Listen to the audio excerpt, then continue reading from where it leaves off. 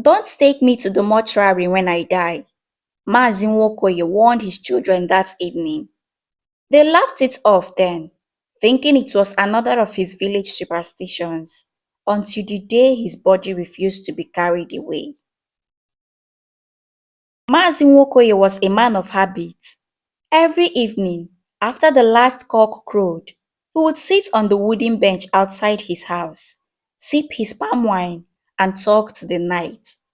He would sometimes hum old songs, songs that sounded like they came from a time long before the world became noisy. His wife, Mama Nena, had passed away 5 years earlier, leaving him with four children: Nena, Obinna, Chika, and Ifani. Out of the four, the youngest, Ifani, was his heart. The boy resembled him so much that the villagers used to joke that Nwokoye had carved himself a smaller version. As the years passed, Mazi Nwokoye became quieter. He spent more time under the mango tree beside his compound, staring into nothing. The neighbors thought old age was taking its toll, but his children worried about something else. He often said strange things, not the usual ramblings of an elder, but words that carried warning. One humid evening, as the sky turned copper and thunder rolled in the distance, Nwokoye called his children together. They gathered around him in the living room, a small kerosene lamp flickering between them. His voice was steady, but the tone carried weight. "When my time comes," he said, "do not take me to the mortuary." The room went silent. At first, Nena thought she had misheard. "Papa, you mean you don't want us to keep you there until the burial day?" He nodded slowly. "Yes, when I die, leave me in the house. Let me rest here. Do not let them carry me to the city for preservation. My body must not sleep among strangers." The children exchanged uneasy glances. Obinna, the eldest, frowned.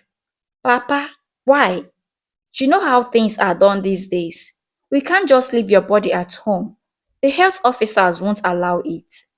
"I don't care about their laws," Nwokoye said. "This body belongs to the earth that bettered it. When I die, bring me home immediately. Wrap me in white clothes. Sing for me, but do not let anyone touch me." Ifeanyi, who had been sitting quietly in the corner, noticed something in his father's eyes, a flicker of something almost pleading. It wasn't fear, it was more like knowledge. "Papa," he said softly, "is there something we don't know?" The old man smiled faintly. "You don't need to know everything, my son. Just promise me." And with that, he looked at each of them, waiting for their words. They all nodded, though their hearts were uneasy. Weeks turned into months. Life in Obinago went on. Market days came and went. Palm wine tapping continued, and festivals brought noise and laughter. But deep inside, each of Wokoye's children carried his words like a small stone pressing against their chest. Then came the day. It was a calm morning. The harmattan breeze had returned, leaving white dust on everything. Ifeanyi was in Enugu when he received the call. His father had been sitting under the mango tree, drinking his usual palm wine, when his head gently fell forward. By the time the neighbors rushed to him, his breath had already stilled. He died peacefully. The news hit the family like a cold wind. Nenna screamed until her voice cracked. Obinna, trying to stay strong, began making calls to arrange for his father's body to be taken to the mortuary in Nsukka. It felt like the right thing to do. Modern, respectable, the way people bury their elders now. But Ifeanyi remembered. He remembered his father's eyes that night, the quiet warning, the plea.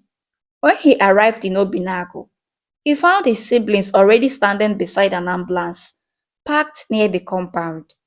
Men were lifting his father's body into a stretcher. "What are you doing?" Ifeanyi shouted, running towards them. Obinna sighed. "Ifeanyi, please don't start. We can't keep Papa's body here. The burial will take time. And you know what happens if... Did you forget what he said? Ifeanyi's voice trembled. He begged us not to take him there. Stop being childish, Nena snapped, tears streaking her face. Do you want the body to rot before we bury him? Do you think Papa would want to embarrass us like that? But Ifeanyi stood his ground. Papa warned us, and you all promised. Silence fell for a moment.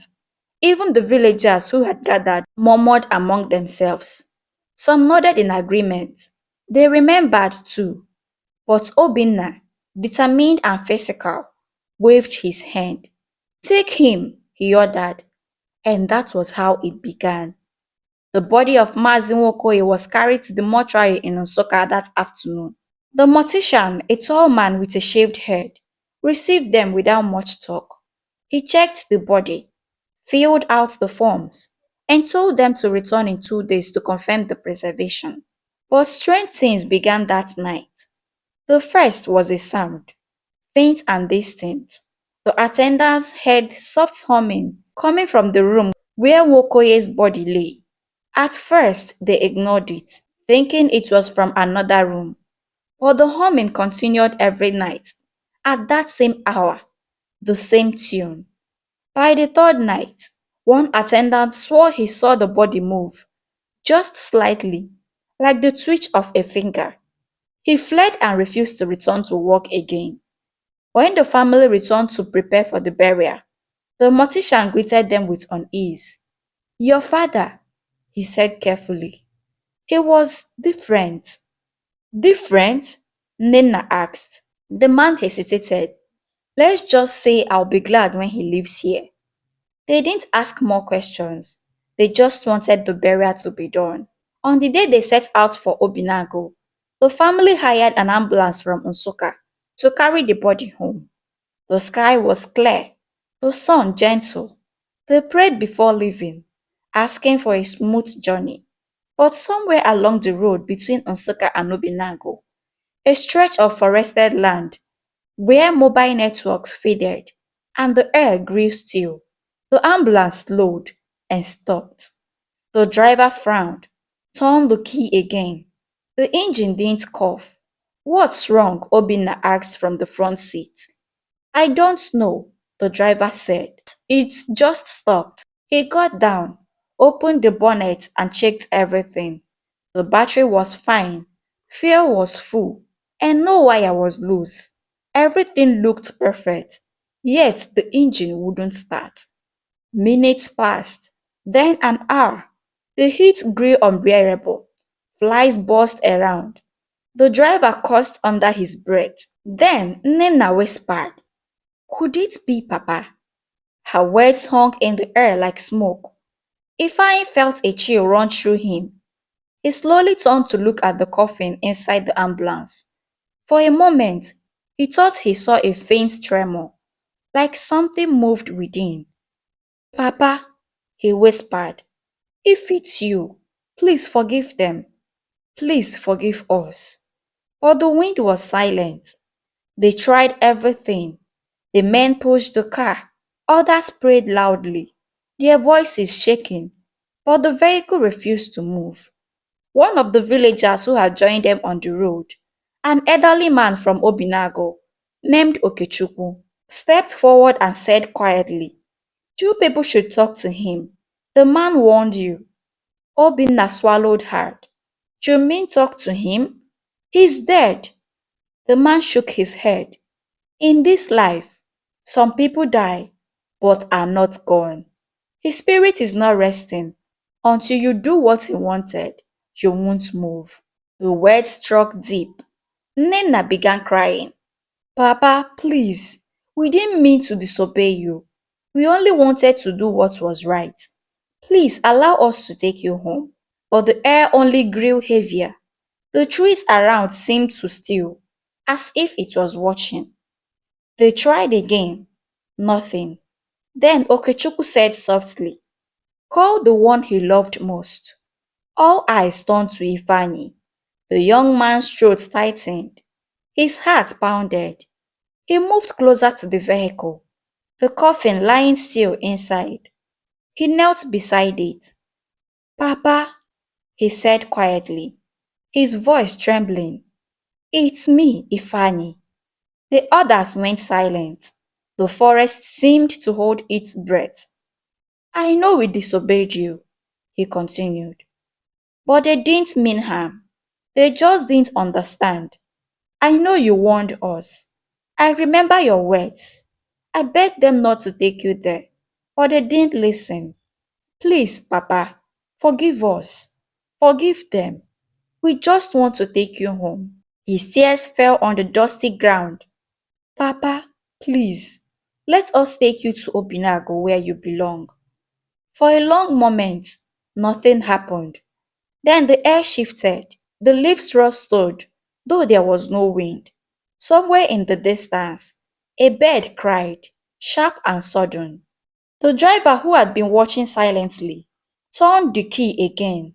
The engine roared to life. Everyone was amazed. The driver jumped back into his seat, trembling. It's working! The others broke into tears and murmurs of prayers. Ifeanyi remained on his knees, his eyes wet, whispering a thank you. The ambulance moved again, smooth and steady, until they reached Obinago. But even as the burial went on the next day, people whispered. They whispered about how the dead had stopped his own journey until his spirit was appeased.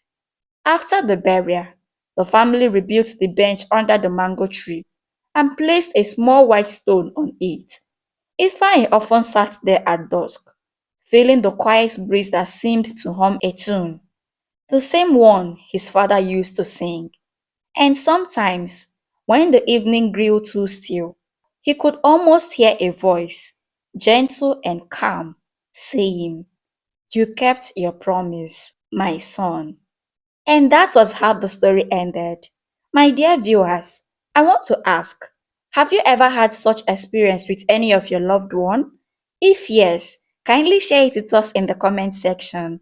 And if you watched to this point, I want to say a very big thank you. I deeply appreciate. My name is Zara the Crown Teller.